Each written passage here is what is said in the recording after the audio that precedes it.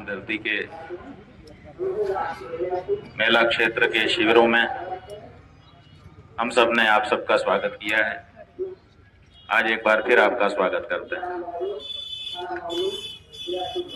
माघ मेला सबसे सही सरल शब्दों में गोस्वामी तुलसीदास जी द्वारा कही गई पंक्तियों से संगठित होता है। माघ मकरगत रवि जब होई, तीर्थ पति आव सब कोई, देव तनुज नर किन्नर श्रेणी, सादर मज्जहि सकल त्रिवेणी। ये जो पंक्तियां हैं इनमें सादर शब्द महत्वपूर्ण है। सादर मज्जहि, मज्जहि माने स्नान करते हैं। स्नान करने से मतलब नहीं है, सादर आदर सम्मान के साथ स्नान करते हैं। तो यहां पर अनादिकाल से सादर आदर सम्मान के साथ स्नान करने की परंपरा रही है।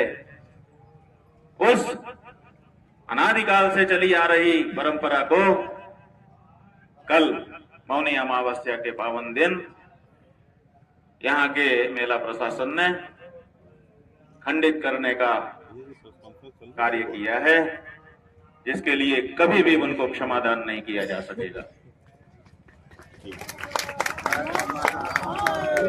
यहाँ पर जो आते हैं वो सम्मानित होते हैं, जो सम्मानित लोग हैं वो भी आते हैं, और जो यहाँ आ जाते हैं वो सम्मानित हो जाते हैं, क्योंकि यहाँ आने के बाद उनकी प्रकृति परिवर्तित हो जाती है, उनका कल्पवास माने उनका कायाकल्प हो जाता है।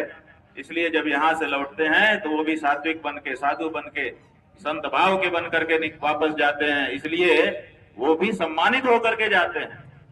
जो असम्मानित है वो भी यहाँ आकर के जब सम्मानित होकर के चला जाता है तो फिर सम्मानित व्यक्तियों का असम्मान करने का कार्य यहाँ पर बैठा प्रशासन कैसे कर सकता है। लेकिन ये किया गया। एक ही प्रश्न सबके मन में है कि आखिर ये क्यों किया गया। बहुत सारे लोगों ने कल से लेकर के आज तक प्रतिक्रिया व्यक्त की है। अधिकतर लोग ये समझ नहीं पा रहे हैं कि आखिर ये क्यों किया गया होगा। बहुत से लोगों के मन में ये भाव है कि इस समय जो मेला प्रशासन है वो उत्तर प्रदेश सरकार के द्वारा नियंत्रित किया जाने वाला प्रशासन है। उत्तर प्रदेश की सरकार तो एक भगवा कपड़ा पहनने वाले व्यक्ति, जिनको कोई साधु, कोई संत, कोई योगी, कोई धर्माचार्य कहता है, उनके नियंत्रण में है। तो किसी साधु संत के, योगी के, धर्माचार्य के नियंत्रण में रहने वाला जो मेला प्रशासन है वो किसी आचार्य का, किसी संत का अपमान कैसे कर सकता है। ब्रह्मचारियों के, सन्यासियों के, बालकों के, मातृशक्ति के, बुजुर्ग के ऊपर क्रूर प्रहार कैसे कर सकता है। ये एक बड़ा प्रश्न सबके मन में कल से गौंध रहा है। जवाब कोई नहीं दे रहा है। हमें बताया गया कि माघ मेला प्रशासन ने कल 4 प्रेस कॉन्फ्रेंस की है। आप उसके साक्षी बने होंगे। हम जो कह रहे हैं वो सही कह पा रहे हैं, सूचना हमारी सही है कि गलत, ये तो आप ही तय करेंगे। 4 प्रेस कॉन्फ्रेंस एक दिन में की गई है, ये बताने के लिए कि हमने क्या किया है, अपना कारनामा, अपना कीर्ति चक्र प्राप्त करने के लिए।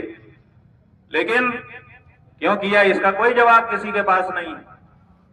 कहते हैं कि शंकराचार्य जी आए, उनके लोग उद्दंडता कर रहे थे, उन्होंने बैरिकेड तोड़ दिए। पहला आरोप लगाया गया है। सीसीटीवी की फुटेज उन्हीं के कब्जे में है, हमारे कब्जे में नहीं है। उसको अभी तक सार्वजनिक नहीं किया गया है। किया जाना चाहिए था। कल की 4 प्रेस कॉन्फ्रेंस में किसी एक में तो करना चाहिए था। हम अपने शिविर से पुलिस अभिरक्षा में निकले हैं। सबसे आगे इस थाना के जो प्रभारी हैं जो हमारे पास आए थे उन्होंने हमको बताया था कि आपको स्नान कराने के लिए हमारी ड्यूटी लगाई गई है, हम आपका नेतृत्व करके चलेंगे।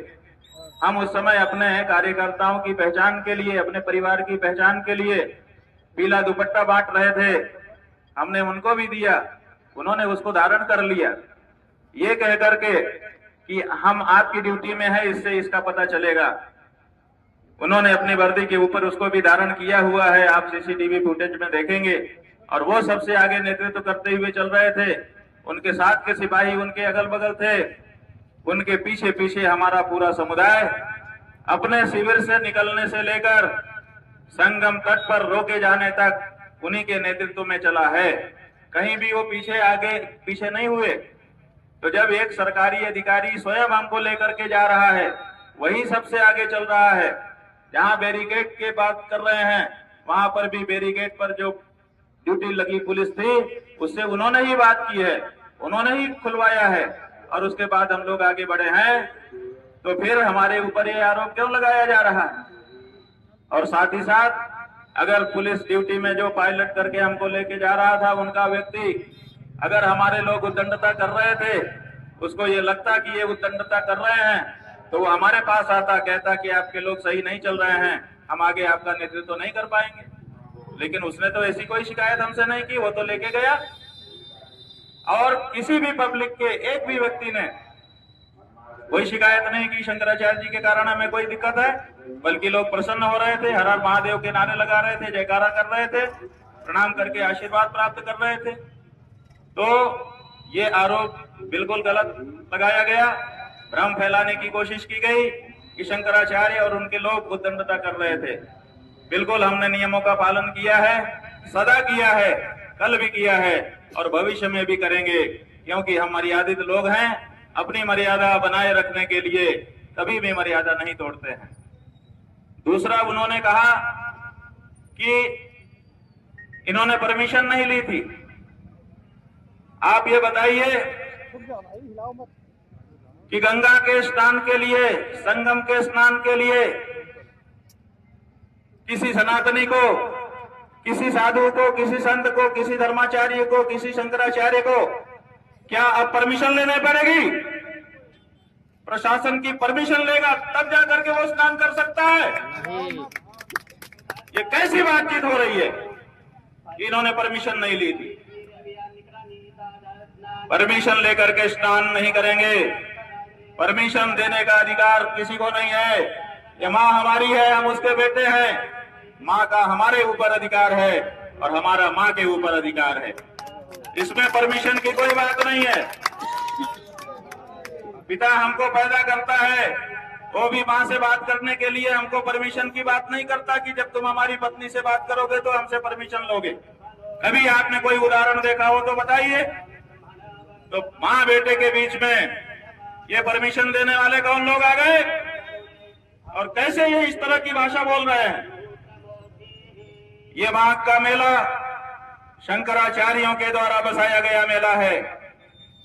यहाँ पर बहुत से लोग अपने पापों के प्रक्षालन के लिए आते हैं, बहुत से लोग पुण्य का उपार्जन करने के लिए आते हैं। शंकराचार्य को न तो पापों का प्रक्षालन करना है और ना ही पुण्य का उपार्जन करना है। पाप का प्रक्षालन इसलिए नहीं क्योंकि उसने कोई पाप किए नहीं है, वो निष्पाप है, वो पाप से बच करके रहते हैं। और पुण्य का उपार्जन उनको इसलिए नहीं करना है क्योंकि पुण्य का उपार्जन करके स्वर्ग का भोग भोगने की उनके अंदर इच्छा नहीं है। इसलिए पाप पुण्य दोनों के लिए हम नहीं आए। हम क्यों आते हैं यहाँ पर? हम इसलिए आते हैं कि जब हम आते हैं और आकर के पवित्र डुबकी लगाते हैं तो हमको देखने वाला पूरा सनातनी समाज ये सोचता है कि जहां शंकराचार्य जी जाकर के डुबकी लगा रहे हैं, हमें भी वहां पर जाना चाहिए। हमारी डुबकी को देखकर ये करोड़ों जनता यहां पर आई हुई है और आप हमारे रास्ते को रोकते हैं और कहते हैं इन्होंने परमिशन नहीं लिया। अगर बात यह है कि उनको सूचना देने की, हाँ ये परंपरा रही है, हम लोग सूचना देते रहे हैं कि हमारी क्या मूवमेंट है, व्यवस्था करने वाले व्यवस्थापक को पता होना चाहिए। इस दृष्टि से हर माघ स्थान में हम लोग सूचना देते हैं, उस सूचना देने के वो समझते हैं कि हमारी परमिशन ले रहे हैं। बहुत बड़ा भ्रम उनको उत्पन्न हो गया है।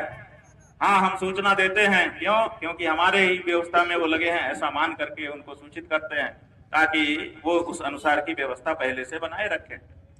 जो सूचना प्रतिवर्ष हमारे शिविर के द्वारा उनको दी जाती है, वो इस वर्ष भी दी गई थी। सीधे कागज ले जाकर के दिया गया, रिसीविंग नहीं देते हैं, इसीलिए व्हाट्सएप के माध्यम से उनको सूचित किया गया। हमारे जो प्रभारी हैं उनका व्हाट्सएप आप लोग चेक कर सकते हैं। 3 दिन पहले से उनको सूचना दी जा रही है, पूरा कार्यक्रम लिख करके दिया जा रहा है कि ये कार्यक्रम है, ये कार्यक्रम है, व्यवस्था बनाइए। और उनकी तरफ से फोन आकर के कहा जाता है कि कोई बात नहीं, कोई बात नहीं। तो हमने तो सूचना दी है, अगर सूचना नहीं दी होती तो भी एक बार आप कह सकते थे कि हमें सूचना तो कम से कम महाराज जी करते, आपकी शब्दावली तो अच्छी रखते। आप कहते हैं परमिशन नहीं लिया। हम कह देना चाहते हैं कि अगर प्रशासन ये शब्दावली वापस नहीं लेता है कि साधु संत परमिशन ले, तो हम प्रशासन को यहाँ पर काम नहीं करने देंगे भविष्य में। हम गंगा स्नान परमिशन लेकर नहीं करेंगे, वो हमारा जन्म सिद्ध अधिकार है और उस अधिकार को छीनने का अधिकार किसी को नहीं है, न किसी प्रशासन को है, न किसी सरकार को है और न किसी व्यक्ति को है। बंधुओं, सवाल वही बना हुआ है कि आखिर ये सब क्यों हुआ। वो कहते हैं कि परमिशन नहीं ली, हमने बता दिया। वो कहते हैं कि इन्होंने बैरिकेडिंग तोड़ी थी, हमने बता दिया। अब तो कुछ बचा नहीं। अब वो कहते हैं कि ये पालकी में थे और कहा गया कि पालकी से उतर जाइए, तो नहीं उतरे। इसमें दिक्कत हुई।